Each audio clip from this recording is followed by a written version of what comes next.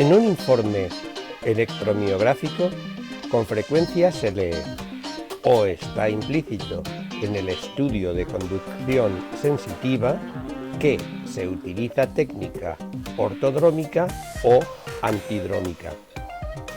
¿Qué diferencia hay?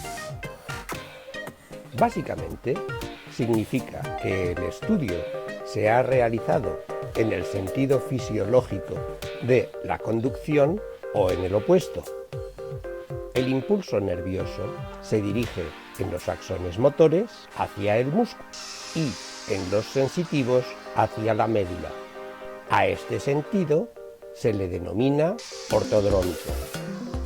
En la figura de Cajal se indica como flechas junto al axón. Si extraemos del cuerpo un segmento del nervio, podemos estimularlo y consiguientemente estudiarlo en cualquiera de las dos direcciones. Y en ambos casos conduce de la misma forma. Cuando lo estimulamos en el sentido en que conduce en el interior del cuerpo, la conducción se denomina ortodrómica y cuando lo hacemos en sentido contrario, se denomina antidrómica.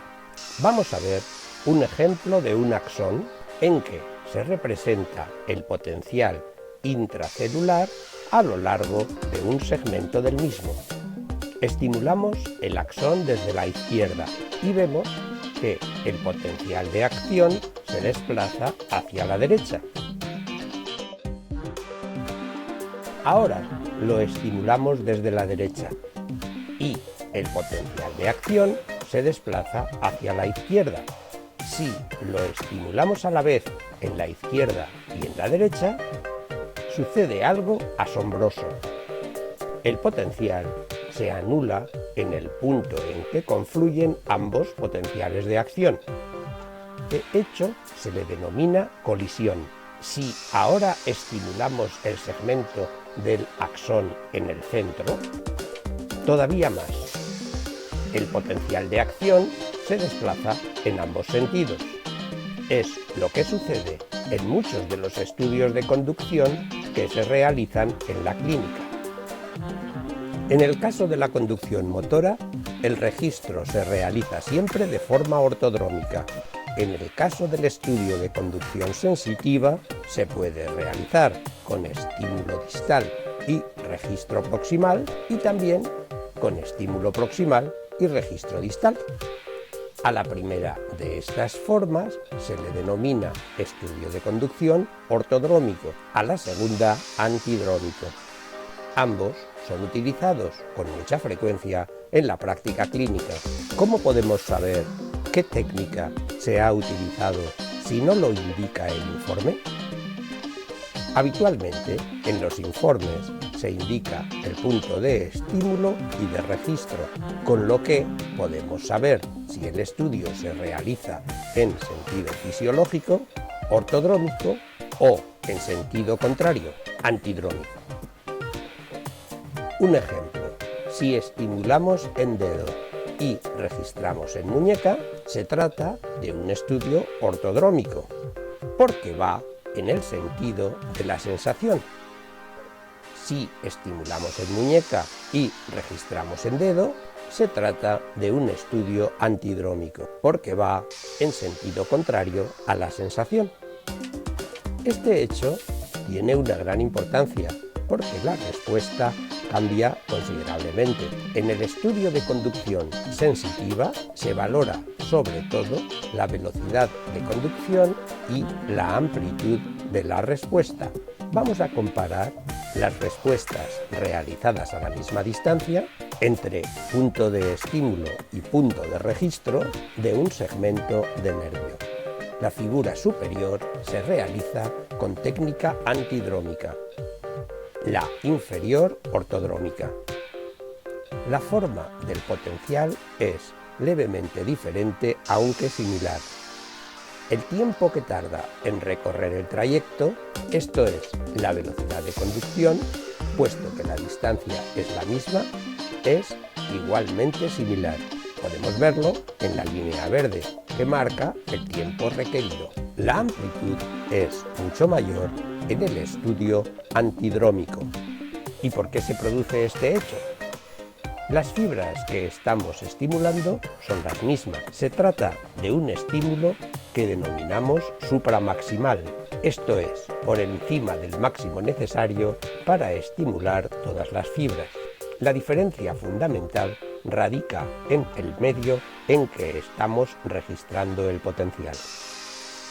A diferencia de lo que sucede con un axón aislado, si registramos en muñeca, el volumen de medio que rodea al nervio es mucho mayor que el volumen si registramos en dedo. Cuando la corriente generada por el nervio difunde en un espacio más amplio, como la muñeca, la amplitud de la respuesta es menor que cuando difunde en un volumen más reducido, como el dedo.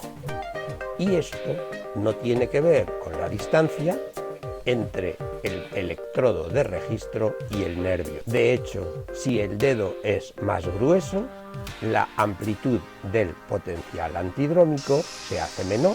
La figura muestra la amplitud de una respuesta sensitiva en una población de personas en que se representa el perímetro del dedo en abscisas y la amplitud en ordenadas. A mayor perímetro de dedo, menor amplitud de respuesta. Así pues, la forma del potencial ortodrómico, así como la velocidad de conducción, son similares a la del potencial antidrómico, pero la amplitud es mayor en el caso del registro en dedo, esto es, del potencial estudiado con técnica antidrómica. Conocer la técnica con que fue obtenido el estudio es clave para su interpretación adecuada. Si el potencial tiene mayor amplitud, ¿por qué entonces no se utiliza únicamente la técnica antidrómica? Por un lado, depende de la escuela en que se haya formado el electromiografista y de cómo se encuentra de cómodo con ambas técnicas. Por otro lado, hay situaciones que hacen que sea mejor una u otra técnica. Cuando estudiamos un segmento de forma antidrómica, con frecuencia se estimula también el potencial motor, que tiene una amplitud muy superior. Esto no sucede en la técnica ortodrómica. En la figura podemos ver el potencial sensitivo antidrómico de nervio cubital sobre el que se sobreimpone parcialmente el potencial motor del mismo nervio. Esto puede hacer que sea difícil la identificación y medida del potencial sensitivo. Algunos nervios sensitivos, como el nervio radial o el nervio sural, se estudian de forma mucho más frecuente con técnica antidrómica. Así que es frecuente que dentro de un estudio se realicen ambas técnicas.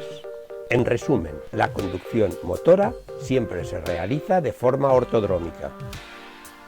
La conducción sensitiva puede realizarse de forma orto o antidrómica. Ambas se utilizan con mucha frecuencia. Podemos saber la técnica utilizada viendo el punto de estímulo y de registro. La velocidad de conducción prácticamente no cambia en ambos casos, pero la amplitud de la respuesta es muy diferente. Para valorar la amplitud de un estudio de conducción sensitivo, es imprescindible conocer la técnica con que fue obtenido. Y esta es la principal conclusión. Conocer la técnica con que fue obtenido el estudio es clave para su interpretación y valoración.